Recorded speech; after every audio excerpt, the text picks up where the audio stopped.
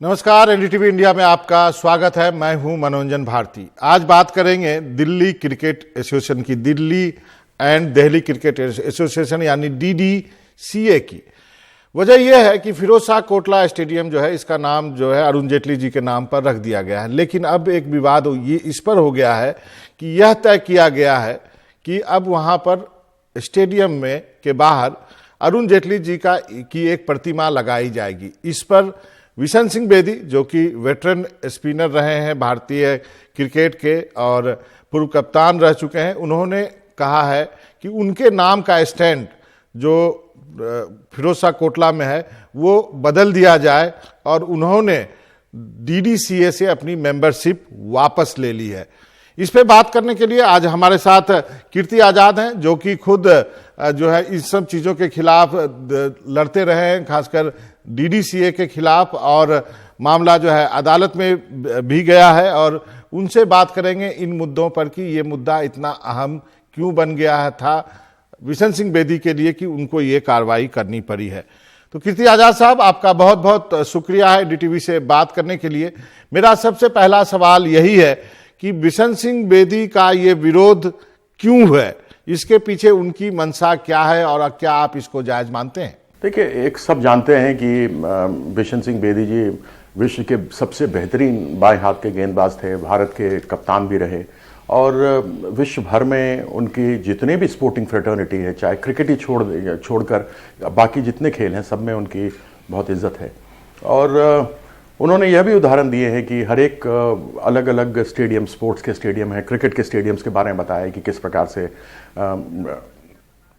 जी हाँ, जैसे मैं आपको बताता हूं कि लॉर्ड्स में जो है WG ग्रेस की प्रतिमा है, ओवल में सर जैक हॉब्स की है, सिडनी में सर डॉन ब्रैडमैन की है, बारबाडोस में सर गारफील्ड सोबर्स की है, मेलबॉर्न में सेन वॉन की है। देखा होता है इन खिलाड़ियों को देखते हुए, तो वह जब स्टेडियम आते हैं तो उनसे प्रेरणा लेते हैं। ऐसे में जो भी स्पोर्ट्स के स्टेडियम हो, क्रिकेट के स्टेडियम हो, उसके अंदर जो वहाँ के लेजेंड्स रहे हों, जिन लोगों ने नाम कमाया हो, जिनको बच्चे देख करके वो बनना चाहते हों, ऐसे लोगों का वहाँ पर होना चाहिए। ऐसी परिस्थिति में किसी राजनीतिज्ञ का लगाया जाए, और मैं अब तो खैर स्वर्गीय हो गए, भगवान उनकी आत्मा को शांति दे अरुण जी के, लेकिन यह सभी जानते हैं कि उनके रहते हुए बड़ी सारी गड़बड़ियाँ डीडीसीए में हुई थी। आज भी सुप्रीम कोर्ट के अंदर रिपोर्ट फाइल है, हाई कोर्ट के अंदर फाइल है। तो मैं ये नहीं कहता हूँ कि वह व्यक्तिगत रूप से उसमें थे, लेकिन हाँ, उनके समय में यह सारी गड़बड़ियाँ हुई थी, लगभग 400 करोड़ की गड़बड़ियाँ हुई थी। इसको देखते हुए बिशन सिंह बेदी जी आहत हुए, और आहत होकर के उन्होंने कहा कि जो मेरा नाम वहाँ स्टैंड पर है उसको हटाया जाए, और साथ ही साथ उनकी मेंबरशिप भी वापस ली जाए। तो मैं उनकी भावना की कद्र करता हूं, और उनके इस बात के साथ बहुत सारे क्रिकेटर्स अंतर्राष्ट्रीय रूप पर, उन्होंने मुझे बताया भी कि ऑस्ट्रेलिया से, इंग्लैंड से, वेस्ट इंडीज से बड़े बड़े महान खिलाड़ियों ने उनका समर्थन किया है। तो मेरा यहाँ पे सवाल है कीर्ति जी कि यदि कोई व्यक्ति डीडीसीए का अध्यक्ष रहे 14 साल तक, और उसने दिल्ली क्रिकेट को इतना कुछ दिया है, तो उनकी प्रतिमा क्यों नहीं लगनी चाहिए? क्या खराब है इसमें?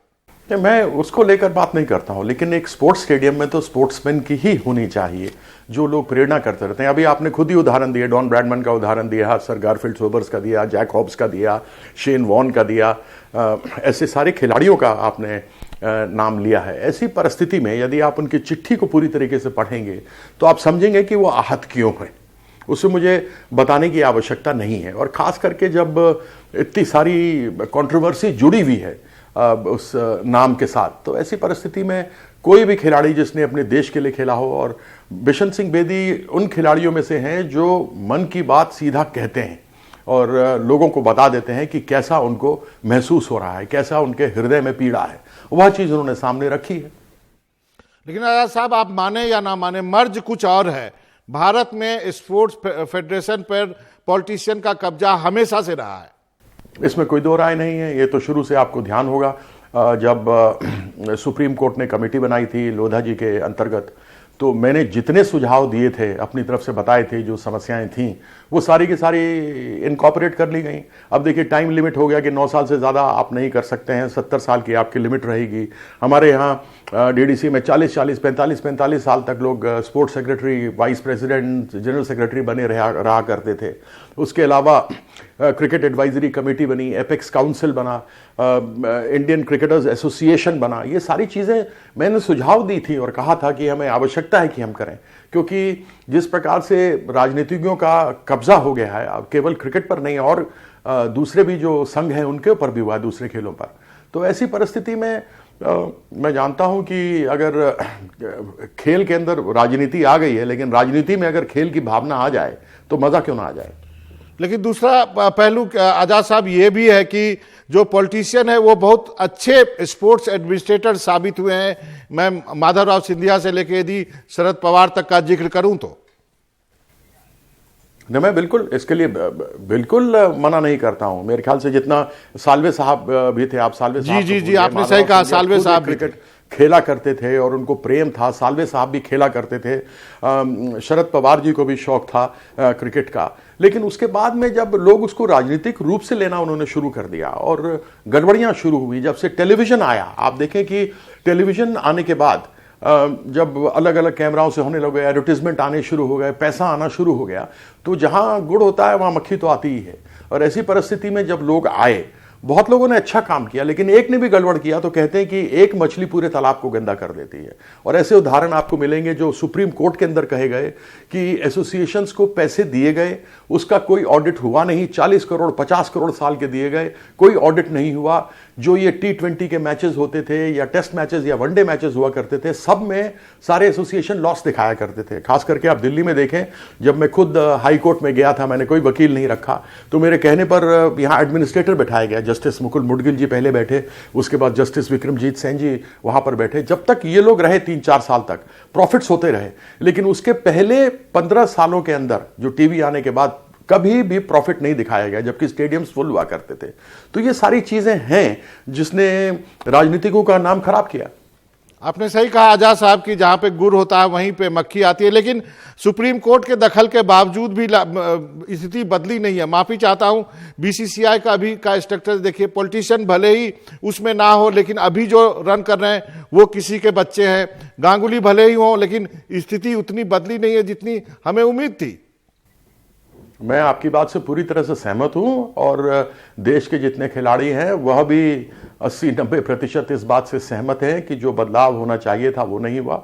लेकिन आप जब तक अपने अंदर वह बदलाव लेकर के नहीं आएंगे, और यदि आपके परिवार से ही कोई आ रहा है, आप उनको वो बदलाव न सिखाकर अपने ही ढर्रे से चलाएंगे, तो स्वाभाविक है जो आपने बात कही वो सही है कि बदलाव कोई नहीं हो पाया है। लोगों के भाई भतीजे बेटे बेटी ये सब बोर्ड के अंदर आ चुके हैं। ये चाहें तो निस्वार्थ भाव से सेवा कर सकते हैं। सिर्फ एक पद पर बैठना, और क्योंकि क्रिकेट एक लोकप्रिय खेल है, इसमें क्या होता है कि बड़े बड़े बिजनेसमैन आते हैं, गवर्नमेंट के ऑफिशियल्स आते हैं, दूसरे जितने लोग हैं, लेजिस्लेटर है, एग्जीक्यूटिव है, जुडिशरी है, पुलिस वाले लोग हैं, ये सारे लोग क्रिकेट के साथ अपने आप को जुड़ा हुआ देखना चाहते हैं। तो ऐसी परिस्थिति में अपने पोजीशन का एक एसोसिएशन के अंदर लोग दुरुपयोग करते हैं और उसके कारण से बचते भी रहते हैं।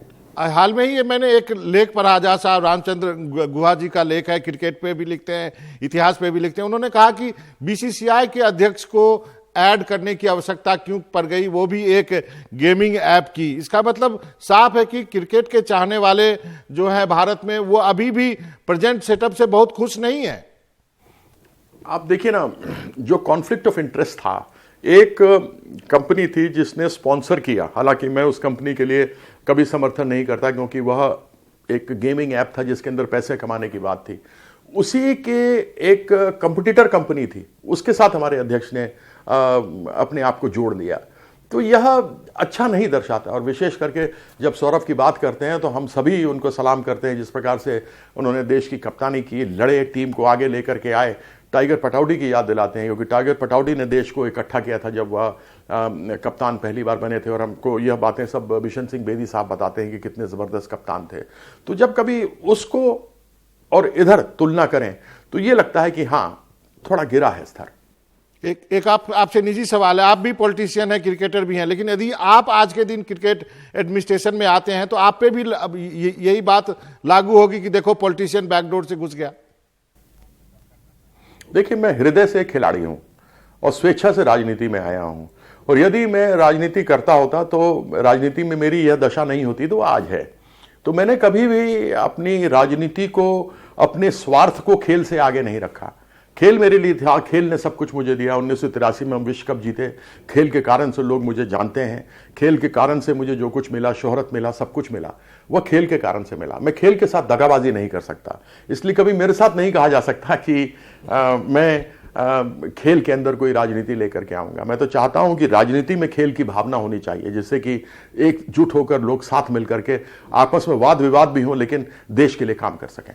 राजनीति में खेल की भावना तो है नहीं। चलिए, अंतिम सवाल है आपसे कि इस एपिसोड के में कितने इंडियन प्लेयर ने या कितने दिल्ली के प्लेयर ने आपसे बातचीत की, निजी बातचीत में इसका समर्थन किया? क्योंकि हमने बहुत से बातचीत करने की कोशिश की, वो मना कर गए। बिल्कुल, सब दबी दबी जबान से बोलते हैं। वही तो कहा गया है ना, राजनीति बहुत आ गई है, इसको लेकर के लोगों के मन में शंका होती है, डरते हैं। और बिशन सिंह बेदी जैसे लोग बहुत कम हैं, उनके जैसा लड़ाकापन, उनके जैसा सीधा स्पष्टवादिता। और हमने सब कुछ अपने स्वर्गीय पिताजी श्री भागवत झाझा, स्वतंत्रता सेनानी और बिशन पाजी से सीखा है। और बेदी जी में मैं अपना पिता देखता हूँ, जिस प्रकार के उन्होंने हमें सिखाया कि किस प्रकार से लड़ना है और सच को सच बोलना है। जी हाँ, आपने सही कहा, सच को सच बोलना आजकल काफी मुश्किल है, लेकिन आपने काफी सच्चाई से और ईमानदारी से इस पर बात की है, जिस पर कि कोई भी जल्दी बात करने के लिए अभी तैयार नहीं है। आपका बहुत बहुत शुक्रिया कीर्ति आजाद जी, आपने एनडीटीवी इंडिया से बहुत धन्यवाद के लिए वक्त निकाला।